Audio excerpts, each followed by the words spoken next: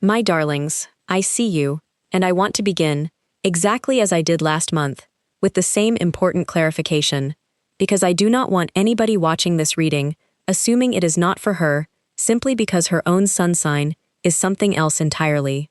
Astrology forecast for tonight.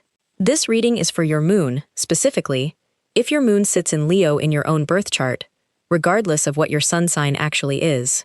Your moon governs your actual emotional nature, what genuinely makes you feel safe, what you need in order to feel nourished, rather than simply functional. If your moon sits in Leo, that inner nature craves warmth, genuine recognition, and a particular kind of generous, expressive aliveness, entirely apart from whatever your outer sun sign happens to present to the world. I am Madame Aurora, 35 years studying the stars from my office in Manhattan, and I want to give you the whole shape of September, because it builds, across the entire month, towards something considerably larger for you than a single date could ever properly capture on its own. I want to say a word, before we begin, to those of you who already know this placement well, because I think a good many of you carry a genuine, private confusion about the gap between how you appear and how you actually feel. You may have spent years being described as calm, self-contained, entirely unbothered by needing attention, while privately, underneath that composed exterior, a very different, considerably warmer and hungrier heart has been quietly keeping its own account of every moment it went unnoticed. My darlings, that gap is not a contradiction in your character. It is simply the ordinary experience of carrying a moon that wants something your own sun sign was never built to visibly perform, and September is going to test that gap considerably more directly than most months manage to. On the 10th of September, a new moon perfects in Virgo, landing in your second house, your own sense of emotional worth. This is where the month actually begins for you, my darlings. A quiet reset in what you believe your own feelings are actually worth expressing. I want to name a specific pattern worth examining honestly on this particular date, because it tends to hide in plain sight. Notice, honestly, whether you have been quietly rationing how much of your own emotional truth you actually let yourself express, offering the smaller, more manageable version rather than the whole of what you actually feel, out of a private worry that the full size of it would be considered too much. My darlings, that rationing is worth naming plainly on the 10th, because the whole of the following month is going to be asking you, gradually, to release it. On that same day, Mercury crosses into Libra, your third house of communication, and stays there for the remainder of the month, meaning whatever you eventually say out loud about your own emotional truth is going to travel through this exact house.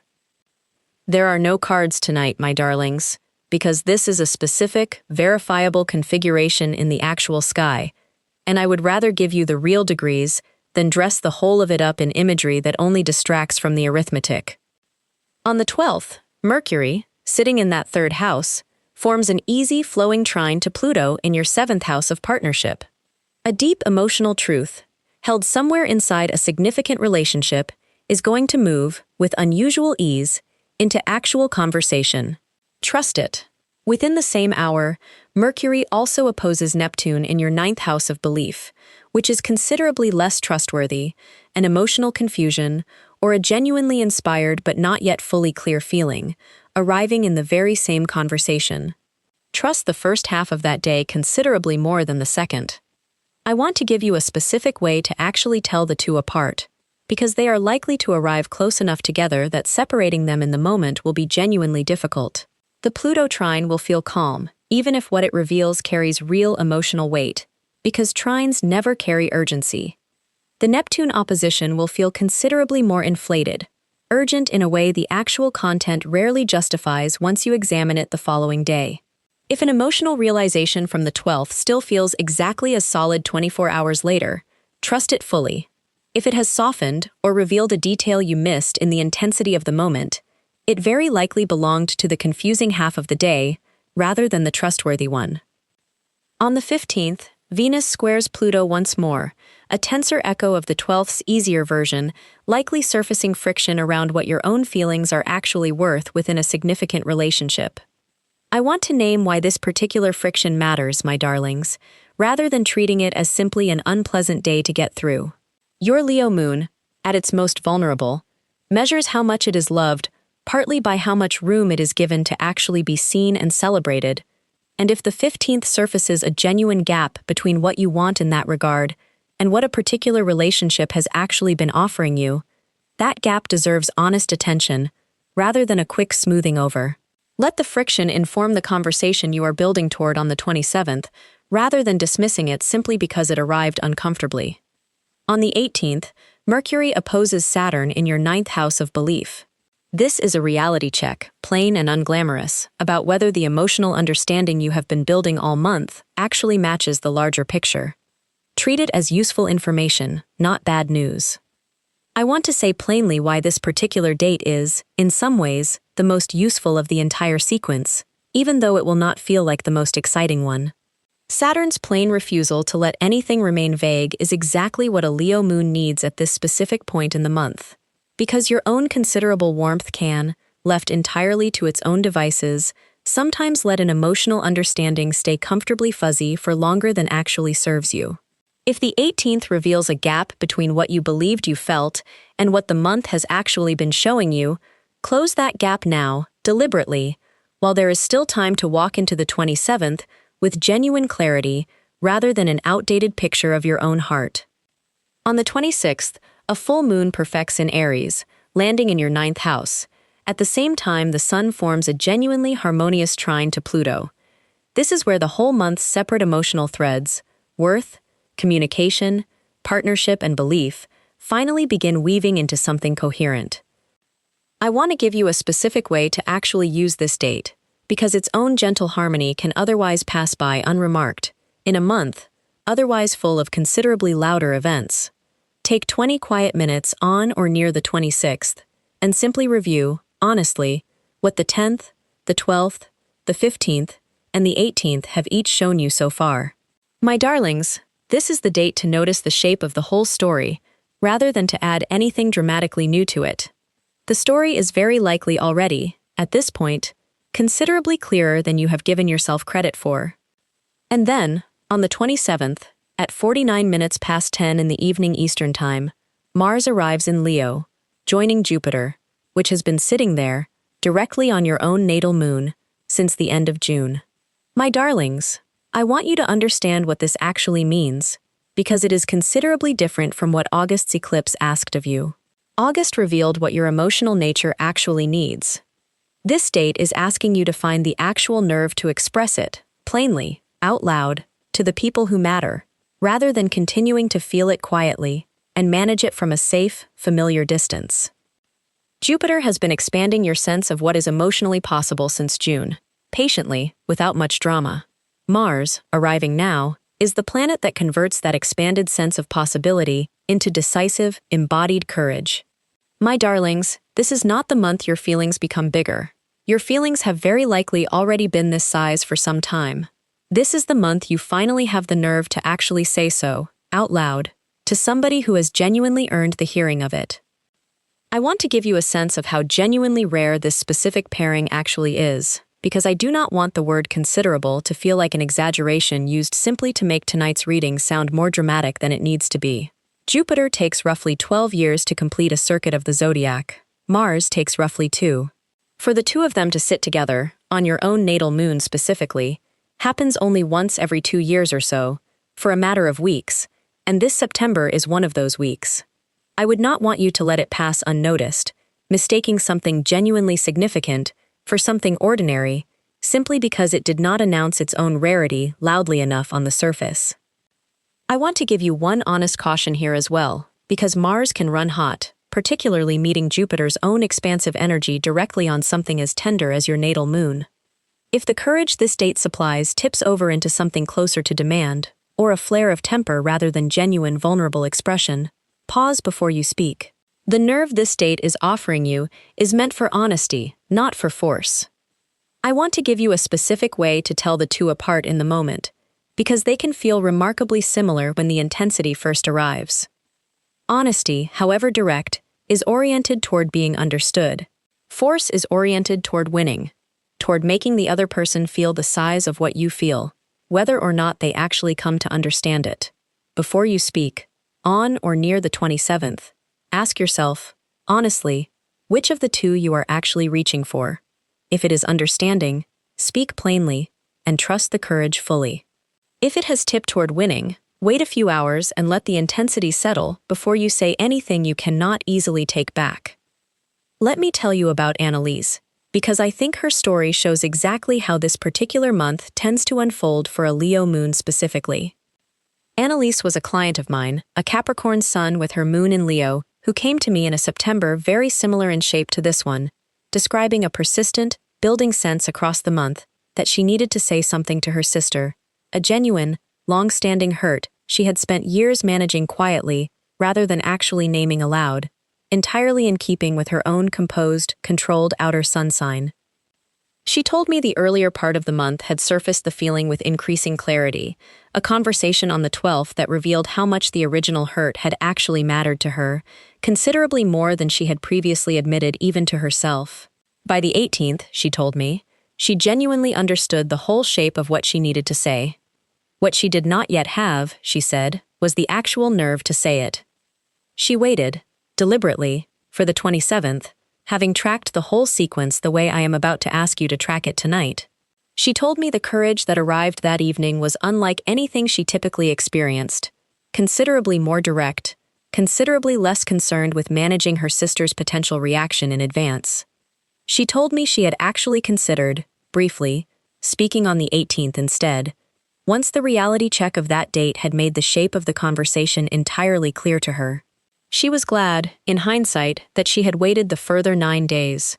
She said the 18th had given her the accurate map. The 27th had given her the actual nerve to walk it, and she did not think either one, alone, would have been sufficient without the other.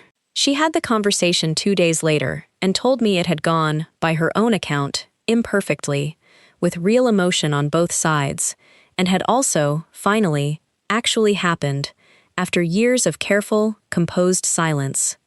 She said, "I did not become a different person that week. I simply, finally, let the person I already was underneath be the one who actually spoke." I asked her, some months later, whether her sister's response had actually matched what she had feared across the years of silence. She said, "Not remotely." Her sister had been, by her own account, considerably more receptive and considerably more apologetic than Anelise had allowed herself to imagine possible, and had told her, plainly, that she had sensed for years that something was unresolved between them, but had never known how to raise it herself. Anelise has said, "I think we had both been waiting, quietly, composed, for the other one to go first. I am glad September finally gave me the nerve to be the one who did. If any of this has landed, tap that little like button below this video. It genuinely helps this reading find somebody else whose composed outer sign has been quietly managing a feeling that actually needs to be spoken. And if you are not yet subscribed, this is the moment, because I will be back before the 27th with more, and again once we can look back properly at what the month actually delivered. Let me give you the practical part now. The first. On or near the 10th, name honestly what you actually believe your own feelings are worth expressing, before the month's later conversations start reshaping the question for you. The second. On the 12th, trust the ease of the morning's conversations, considerably more than whatever confusion follows later the same day. The third. Let the 18th's reality check do its actual work, adjusting your understanding quietly, rather than waiting for the 27th to force the correction less gently. The fourth. Watch the 26th closely, because it is where the separate emotional threads actually converge into something coherent, considerably before the headline date arrives. And the fifth. When the 27th comes, use the nerve it supplies for honesty, plainly spoken, rather than for force or demand. Jupiter supplied the emotional expansion back in June. Mars, arriving now, supplies the courage to finally say what that expansion has been quietly building toward. Leave me a comment, and tell me your actual sun sign alongside your Leo moon, and whether you have already noticed any piece of tonight's sequence arriving in your own life. I read every single comment, truly, and a comment section full of women, each naming her own sun and moon together, is a room full of people quietly recognizing how many different outer signs are carrying the same building courage underneath them this particular month. Now let me give you the ritual, and I want you to actually do this one, my darlings, because a sequence this long benefits enormously from being tracked properly. Find 20 minutes, sometime in the first week of September, if this reaches you early enough. A gold candle if you like one, for your own Leo moon, and if you have none, it changes nothing, because the object was never the mechanism. Take a piece of paper and write 6 dates down the side: the 10th, the 12th, the 15th, the 18th, the 26th, the 27th. Beside each one, leave space, and fill it in honestly as the month actually unfolds, what you actually felt, and what actually happened, in your own words, on or near each date. When the 27th finally arrives, read the whole page back before you decide what to actually say to anyone. I suspect, the way Anelise eventually discovered, that the page will reveal a single, continuous emotional story rather than 6 separate, unrelated feelings. Now, my darlings, let me give you the thing I have been building toward the whole of this reading. I want to say something plainly, because I do not want you to leave tonight's reading treating the courage that arrives on the 27th as something you either have or do not have, arriving randomly, like luck. My darlings, the whole point of walking you through the entire month, rather than only the headline date, is showing you that this courage is built, deliberately, across a sequence: worth named on the 10th, truth spoken with ease on the 12th, friction named honestly on the 15th, understanding corrected on the 18th, coherence arriving on the 26th. By the time Mars actually reaches your moon on the 27th, you are not summoning courage from nowhere. You are simply, finally, using courage you have been quietly assembling the entire month. I want to say one further thing about why this particular sequence matters so considerably for a Leo moon specifically. Your emotional nature is not naturally shy about being felt, my darlings. It is naturally shy, very often, about being spoken, particularly if your outer sun sign favors composure, restraint, or privacy. September's whole design is not asking you to feel something new.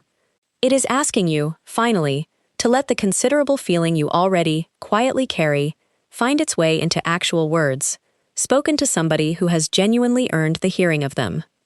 I want to leave you with one further thought about why a slow build, across an entire month, actually serves your particular placement better than a single, sudden strike ever could.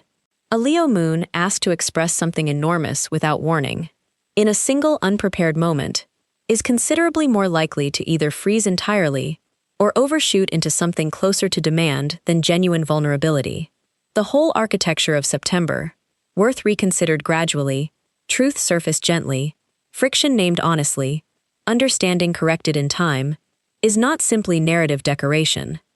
It is the actual preparation that lets the courage on the 27th land as honesty rather than as an eruption, and I think that distinction, more than anything else in tonight's reading, is worth carrying with you into the month.